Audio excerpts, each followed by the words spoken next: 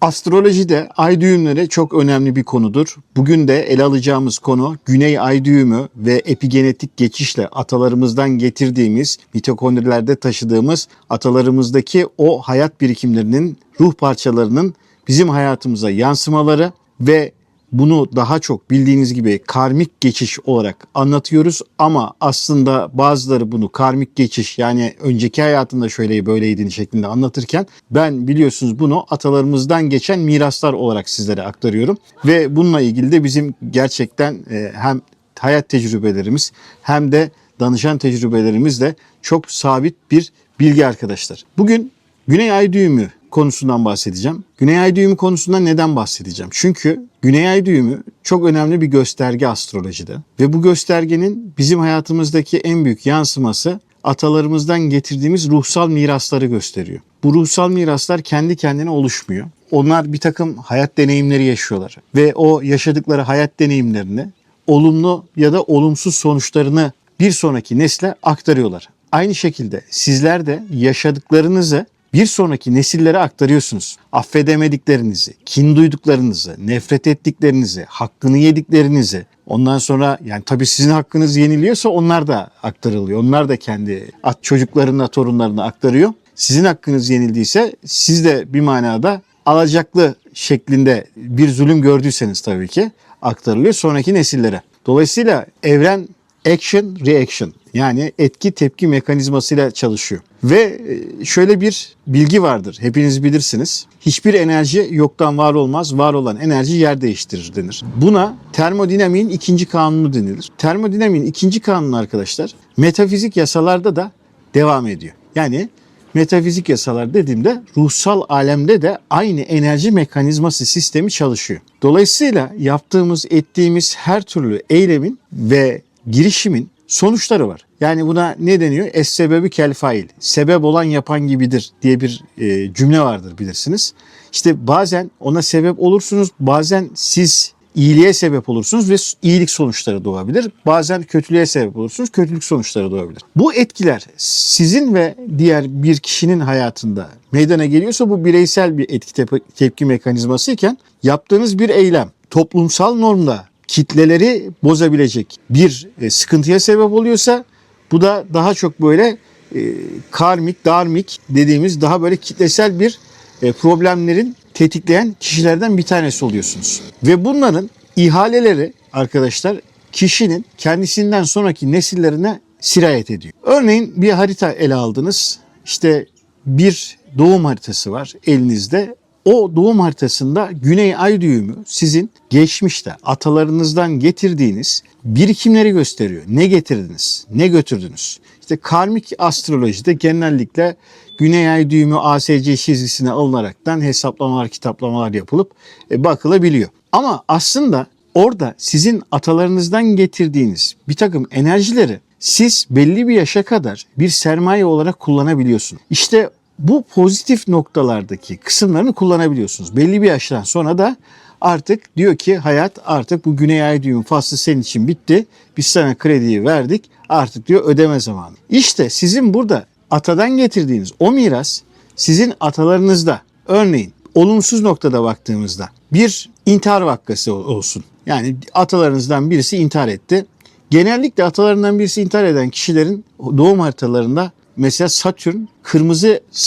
balık kırmızı S pozisyondayken, yani bu haritalara baktığınız zaman bu şekilde şeyler görürsünüz. İşte Satürn akrep kırmızı S.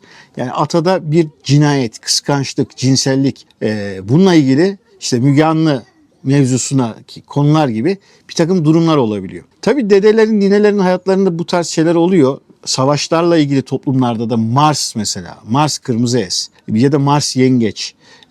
Burada da bir takım göstergeler oluyor. Yani size demem o ki oradaki bilgi sonraki nesle aktarılıyor. Peki sonraki nesle aktarılınca ne oluyor? Yani benim hayatımda, senin hayatında bu nasıl cereyan ediyor? En önemli nokta burası.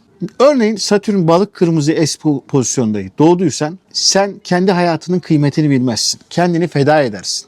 Şimdi sen kendini feda ediyorsan bunun altında yatan sebep senin aslında ID imposter. Yok işte o bana şunu yaptı da hakkımı yedi de falan değil. Yani hakkı yenilmiş binlerce insan var. Savaşlarda insanlar ölüyor. Çünkü insanoğlu hayatta kalmaya kodlanmıştır. Bütün canlılık hayatta kalmaya kodlanmıştır. Ve bu canlılık kendini sürdürmek için kodlandığı gibi sen de kendi ruhsal varlığını sürdürmek için kodlanmışsındır. İşte oradan gelen bir durum. Yani buna 7 evrensel günah denir. Yani bütün dinlerde 7 evrensel günah şekli. Bakarsanız işte Google aramalarından da. Bunlar sizi ve sizden sonraki nesilleri etkileyen durumdur. Yani buradaki amaç din dersi değil ama evrensel nitelikte yani yaptığınız bir eylemin hayatın bütünlüğüne bir zararı var. Çünkü hayatın işletim sistemindeki mekanizma kendisi için çalışıyor. Senin için çalışmıyor. Çünkü sen de o hayatın bir parçasısın. Örnek veriyorum, sana birisi bir kötülük yaptı. Tabii bunun bir sebepler silsilesi var. O kötülüğü o neden yaptı, sen niye o tepkiyi verdin, o niye öyle oldu, bu niye böyle oldu?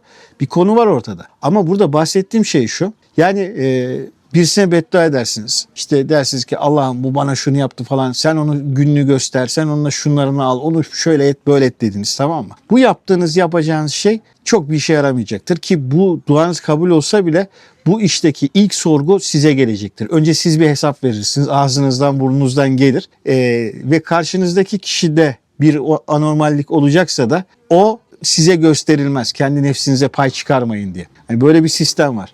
Ama o kişi gerçekten evrensel nitelikte bir olumsuzluk yayıyorsa sistem onu zaten yakasına bırakmayacak. Yani sistem onun yakasını bırakmayacak.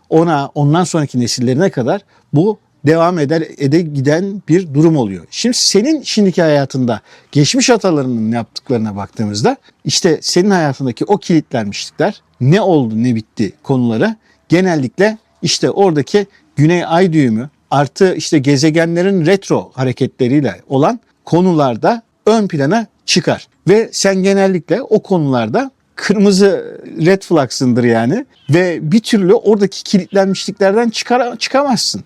Yani ne bileyim Venüs'ün kırmızı estir, Venüs'ün çalışmıyordur, Jüpiter'in çalışmıyordur. Bunun gibi durumlar vardır. Ya ben bir türlü işte ilişkiler konusunu aşamıyorum. Ben işte bir türlü para maddiyat konusunu aşamıyorum gibi şeyler vardır. Tamam mı? İşte bunları aşabilmek için oradaki mevzuyu bilmek ve o alanda ne yapacağını biliyor olman ve hangi adımları atman gerektiğini, nasıl düşünmen gerektiğini ya da işte önce ilk hangi hareketi yapacaksın, işte çalışacak mısın, okuyacak mısın, hani biraz da dünyaya ne için geldin, hangi konularda kendini gerçekleştirme potansiyelin var, bunlara da bakacağız. Ondan sonra ruhsal anlamda kendini nasıl gerçekleştirebilirsin, bunların potansiyellerine bakacağız. Dolayısıyla orada doğum haritanızda saklı olan böyle bir durum vardır. Şimdi videonun başında söylediğim en önemli konuya geldik. O da şu. Doğum haritasındaki epigenetik geçiş. Diyeceksin ki hocam genetik doktor musun? Hayır. Şimdi ruh parçalarının aktarım diye bir kavram vardır. Biz Anadolu'da ruh parçalarının aktarımı kavramını, bu arada birbirleriyle haberleşmeye çalışan kediler var burada. Kediler geldi. Kediler de sohbetimize katılmış oldu. Merhaba kedicikler. Evet. Nerede kaldık? Şurada kaldık. Anadolu'da yani hepimizin yaşadığı şu coğrafyada şöyle bir konu var. Ne oluyor? Oğlan dayıya, kız halaya çeker diyorsunuz değil mi? İşte anasına bak kızını al diyorsunuz filan. Neden diyorsunuz? Ya anası ayrı bir insan, dayısı ayrı bir insan, halası ayrı bir insan. Çünkü oradaki genetik miras bir sonraki nesle aktarılıyor. Burada karmacı astrologlar bunu önceki hayatında şöyleymiş böyleydin filan diye anlatıyor. Ama yani bir giden gelse dedem gelir yani. Önceki hayatımda bir kanıtın var mı? Delilin var mı önceki hayatın? Bir de bunu bilimsel olduğunu söyleyenler var ya.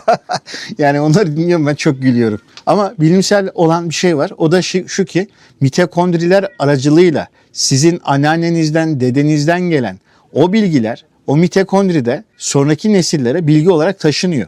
Bu taşınan bilgiler mesela doktora gidiyorsun diyor ki sana ya sende diyor şu hastalık var diyor bu tedavi olmuyor diyor bu genetik hastalık bu diyor. Atandan dedenden gelmiş. Ulan atandan dedenden bir hastalık genetik olarak geçiyor da atanın dedenin huyu suyu geçmiyor mu sana sanki bir sonraki nesle değil mi?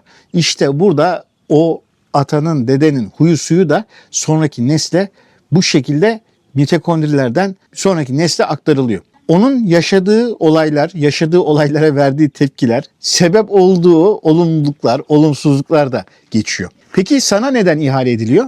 Sen düzelt diye ihale ediliyor. Eğer deden bir orman yaktıysa sana bir fidan dikmek düşüyor. Ya da işte deden kendi hayatının kıymetini bilmediyse senin bilmen gerekiyor. O yüzden çok sürünüyorsun. Bak hayatın kıymetini bil filan diye. Ondan sonra nedir efendime söyleyeyim, bir kıskançlıkla ilgili bir cinayet yapıldıysa ya da bir hak yenildiyse, mesela işte bizim ülkedeki karmik alanlara baktığınızda genellikle din kisvesiyle kıskançlıklar çok fazla. Yani adam içinde duyduğu o kıskançlık mevzusunu dinimize aykırı şeklinde lanse ediyor, tamam mı? Yani dinimize aykırı filan. Halbuki din umrunda değil adam. Adam içini kemiren kıskançlık yani, bildiğiniz. Ve bunu mesela kılıf ediyor. Orada yaptığı bu kılıf sonraki nesillerde kendisinin eğitim, öğretim hayatında bir takım şeylere sebep oluyor. Ya da işte geçmişte okumasını engellemişler. Yani birileri cahil kalmış. Cahil kalmıştan kastım, işte demişler ki bunlar Latin alfabesi demişler. Bunlar Kur'an yazısı değil demişler, bilmem ne demişler. Yani böyle okutmamışlar, tamam mı? Bunların sonuçları olarak da mesela o kişiler okumak istiyor. Daha fazla okuma isteği var. Ve bir üniversite öğrencisinden bile daha hızlı öğrenebiliyor. İşte bir Hazreti Google'ın talebesi YouTube'dan öğreniyor, Google'dan öğreniyor. Çünkü o öğrenmesini biliyor. Kendi kendine öğrenebilen insanlar var. Bunun bir adı vardı bilimsel olarak. Şu an aklıma gelmedi. Gelirse, sizin aklınıza gelirse bu videonun altına yorumlarda yazın. Yani bunlar olumlu olarak da yansıyabiliyor işte. Kendisini daha fazla eğitime, öğretime veriyor. Ya da kendi çocuklarını okutmak için daha fazla çaba gösteriyor. Bunun gibi şeyler var arkadaşlar. Yine mesela işte Merkür retroları en çok konuşulan konu. Niye Merkür retroda doğdun? Çünkü atan neden ya yalan söyledi, ya dolandırıcılık yaptı, ya evrakta sahtekarlık yaptı. Ya bunun gibi şeyler de olabiliyor. Bunlar hep aynı mı kalıyor? Bunlar kendinizi geliştirip de o alanda idrak yaşadığınızda burada işlerde değişme oluyor arkadaşlar. Ne oluyor? Onu yaşıyorsun, onun sıkıntısını çekiyorsun. Bazı karmalar var bu şekilde. Bunları yaşamadan düzelmesi mümkün değil. Bazı karmalar var.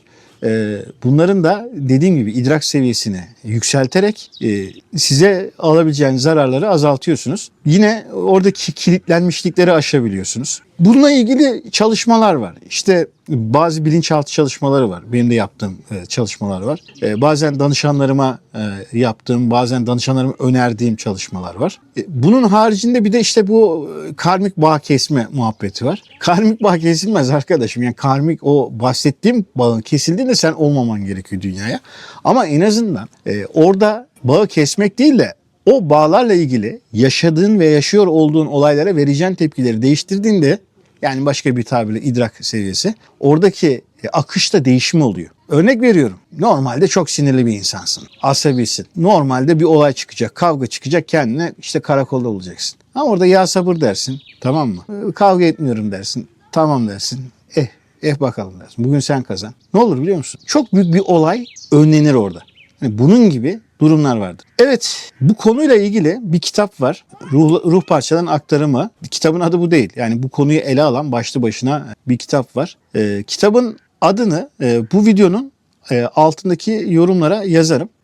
İlgilenenler okuyabilir. Evet, değerli arkadaşlar, videomuzu beğendiğiniz için, paylaştığınız için ve hype'ladığınız için çok teşekkür ederim. Bu videoyu niye çektim? Bir önceki videoda ay düğümlerinden bahsetmiştim.